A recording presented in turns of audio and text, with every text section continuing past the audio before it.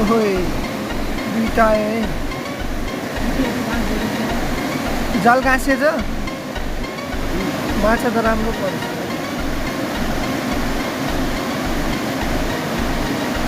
हो त्यसलाई त्यहीँ छोडिदिनु म उताको डोरी फुकाएर तान्नु न